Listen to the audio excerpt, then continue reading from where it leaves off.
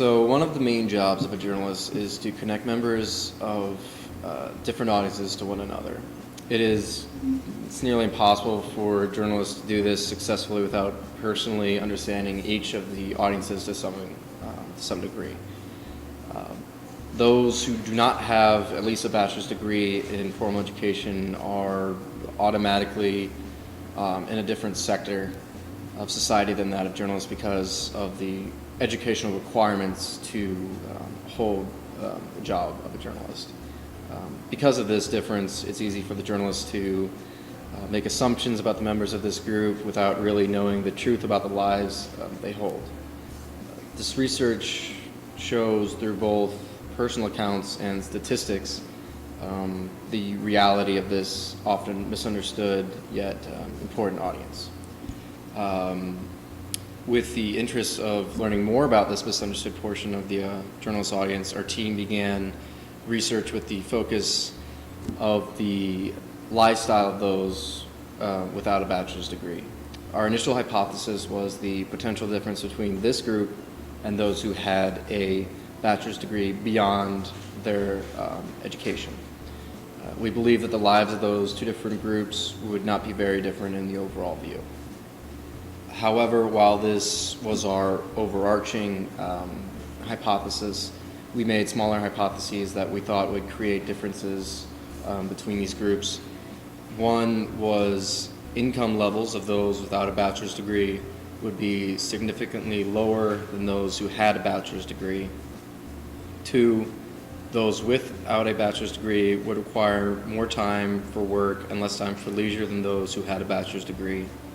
Three, the primary source of news for those without a bachelor's degree would be through television.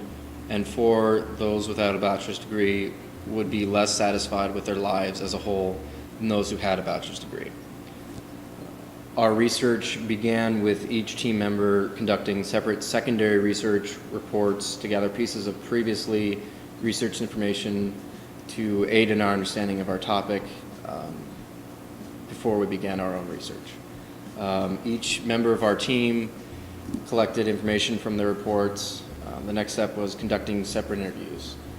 Each member of the team interviewed someone with a bachelor's degree and someone without a bachelor's degree. Team members established basic information of the subjects such as gender, age, and total amount of education. In addition, they discussed topics of the subject's lifestyle that could be applied to the research. These interviews were what created the basis for our smaller hypotheses. With these hypotheses in mind, we then formed a survey to be distributed through listservs and known email accounts in a diverse group over a vast area. Using these methods of research, we discovered that much of what we hypothesized was wrong.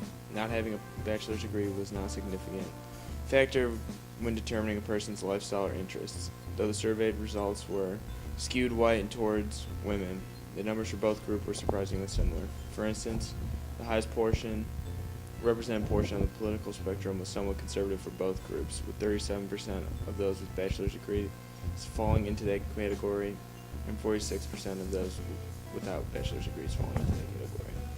Both groups rated the importance of various media content almost identical. In fact, there are only two types of content they disagreed upon. Non-BA people are more receptive towards editorials and opinion pieces, while people with bachelors or more considered event calendars to be slightly more important than their counterparts. Initially, our hypothesis was that people without bachelor's degree would have less leisure time due to their schedules being less flexible. However, we actually found the opposite to be true. From our secondary research, we discovered the amount of leisure time is inversely related to the level of educational attainment, since the data shows that those with less than a high school degree have up to 6.5 hours of leisure time daily, whereas people that go beyond a BA have an average of 4 hours. How they spent that time, though, was not too different. The groups largely use technology in the same way. Comparable percentages for both groups frequently watch television, listen to radio, and use personal computers. The iPad has not really caught on with either demographic. A major difference in technology use would be the use of smartphones. 47% of participants with a bachelor's use smartphones on a regular basis, while 61% of non-bachelor participants never use them. We found that people both with and without bachelor's degrees have similar income levels. According to the survey, the majority of respondents in both BA and non-BA categories reportedly made $100,000 and more. This means that our earlier hypothesis that those with a bachelor's degree would have a significantly lower income level was proved wrong. We also found people without a bachelor's degree are generally satisfied with their lives overall. According to the survey, the majority of people reported being very satisfied with their lives in both the non-BA and BA categories. This again shows that there is not a large difference between the lifestyles of people with a bachelor's degree and people without a bachelor's degree. Our initial hypothesis that people without a bachelor's degree would be less satisfied with their lives as a whole than those with a bachelor's degree was again proved to be false through our survey research. Another finding was that people with a bachelor's degree use word of mouth and television for their news source most frequently. The survey found that people without a bachelor's mainly use television and their family as sources for news. This proved that our hypothesis that people without a bachelor's degree mainly use television to get news was partially correct. We are surprised to find out word of mouth was also a large news portal. After extensive research, we have determined that there is no substantial lifestyle difference between those who have college degrees and those who don't. Obviously, given the limitations of our research, we cannot prove that, but the initial results of our research would suggest that that is the case. However, we definitely feel that further research should be done on this subject, particularly focusing on those with advanced degrees and those without. One of the limitations of our research was that we couldn't distinguish between respondents who had bachelor's degrees, master's degrees, or PhDs. All we knew is that they had a degree of some kind. And we would love to see if there could be a potential lifestyle difference between people with advanced degrees and people who do not have degrees, and if there is, if it's education that causes that difference or if it's not. We also think further research should be done that focuses on people who studied one subject or field in college or university and then went on to work in another field. How happy are they with their lives? How do they rate their overall satisfaction with their lives, and why or why not if they're unhappy?